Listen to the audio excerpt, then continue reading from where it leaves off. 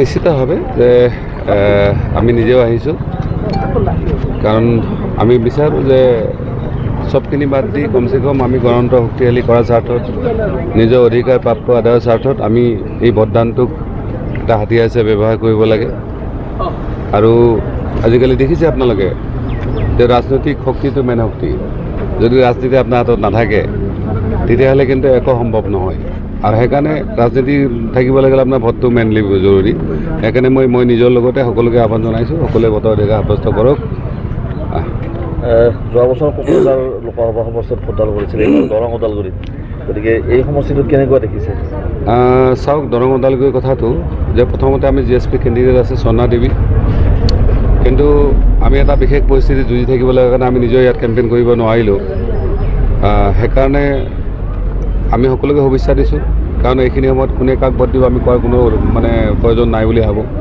তেওঁলোকে যিজনকে পচন্দ কৰে ভোট দিয়ক, আৰু আমি কোকৰাঝাৰ ওদালগুৰি মঙলদৈৰ পৰা এজন ভাল কেণ্ডিডেট জয়যুক্ত হওক, আমি সেইটো আশা কৰোঁ।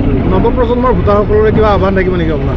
নৱপ্ৰজন্মৰ ভোটাৰসকলক এইটো কথাই যে তেওঁলোকৰ কিছু ক্ষেত্ৰত তেওঁলোকে কেনেকুৱা কৰে, আমাৰ জ্যেষ্ঠসকলৰ এটা শালীনতা আছিল, মাৰ্জিততা এৰিছিল, কিন্তু আজি নৱপ্ৰজন্ম দেখিছোঁ তেওঁ ৰাজনীতি একো নাজানে।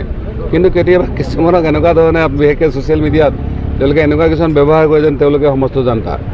সেইকাৰণে কৈছোঁ তেওঁলোকৰ পুৰণাসকলৰ পৰা শিক্ষাটো দৰকাৰ, আৰু বিশেষকৈ ভৱিষ্যতো তেওঁলোকে আৱেগত বা কিছুমান গ্লেমাৰত বশৱৰ্তী হৈ যাতে তেওঁলোকে ভোট নিদিয়ে।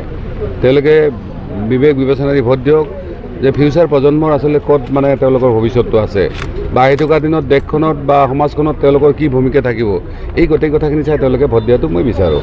বাকী কোকৰাঝাৰ লোকসভা সমষ্টিত কেনেকুৱা দেখিছে?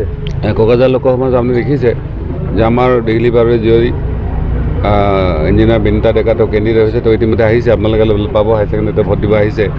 গতিকে আমাৰ সৌভাগ্য যে কোকৰাঝাৰ লোকসভাত আকৌ এজন নতুন MP GSP হ'ব গৈ আছে। আপোনালোকে নিশ্চিন্ত থাকক যে তাত নৱসৈনিয়াৰ লগত যিমান ষড়যন্ত্ৰ কৰিছে, যিখিনি কৰিছে, সেই চিম্পিটিটো গোটেইখিনি বিনিতা ডেকাৰ লগত থাকিব। ইয়াত কোনে কি কৈছে ডাঙৰ কথা নহয়, কিন্তু জিকি অহাৰ পিছত, কাৰণ 14 চনত যেতিয়া আমি ইলেকশ্যন খেলিছিলোঁ আপোনালোকৰ হয়তো বহুতৰে বিশ্বাস আছিল, কিন্তু বহুতে বিশ্বাস কৰা নাছিল। ইভেন তামোলপুৰৰ আমাৰ জনা মানুহবিলাকে কৈছিল নৱসৈনিয়া 10-20 হাজাৰ ভোট পাব, কিন্তু আমি 6.5 লাখ ভোট 6 লাখ 40 হাজাৰ ভোট লৈ জিকিছিলোঁ। আৰু ছেইম কণ্ডিশ্যনটো হ'ব গৈ আছে বিনিতা ডেকাৰ ক্ষেত্ৰত। আপোনালোকে নিশ্চিত থাকক, আহি থকা দিনত কোকৰাঝাৰ সমষ্টিৰ পৰা বিনিতা ডেকা কেণ্ডিডেট হ'ব, MP হ'ব। কেম্পেইনটো শেষ কৰি আমি গুচি যাম। ইতিমধ্যে আমাৰ ইলেকশ্যন খেলাৰ প্ৰায় প্ৰস্তুতি সম্পূৰ্ণ হৈছে বাহিৰত, আৰু আমি আশা কৰিম যে তাৰে ৰাইজেও বিচাৰিছে যে তাৰ পৰা যাতে আমি পাৰ্লিয়ামেণ্টলৈ যাব পাৰোঁ, কাৰণ তেওঁলোকেও বিচাৰে চৰকাৰৰ ওচৰত প্ৰতিশোধ লোৱাৰ কাৰণে, বা যিসকলে ষড়যন্ত্ৰকাৰী আছে তেওঁলোকক এটা উচিত প্ৰত্যুত্তৰ দিম বুলি কৈছে। মই সেইকাৰণে এই চেগতে সমূহ আমাৰ কোকৰাঝাৰ ভোটাৰবাসী ৰাইজ, অসমবাসী ৰাইজক মই এইটো বিচাৰিছোঁ যে তেওঁলোকে যাতে আমাক আশীৰ্বাদ কৰে, আমি যাতে বেলেগ ৰাজ্যৰ পৰা প্ৰতিনিধি হৈ এইবাৰ পাৰ্লিয়ামেণ্টত যাওঁ। ক'ৰ পৰা দাদা কিবা হেৰি কৰিছে নেকি? এতিয়া ফাইনেলি আমাৰ UP আৰু বিহাৰৰ, কাৰণ তাত লাষ্ট ফেজত তাতে হেৰি আছে, হয়তো বিহাৰতে হৈ যাব পাৰে। বিহাৰৰ পৰা নিৰ্বাচনত নামিব পাৰে।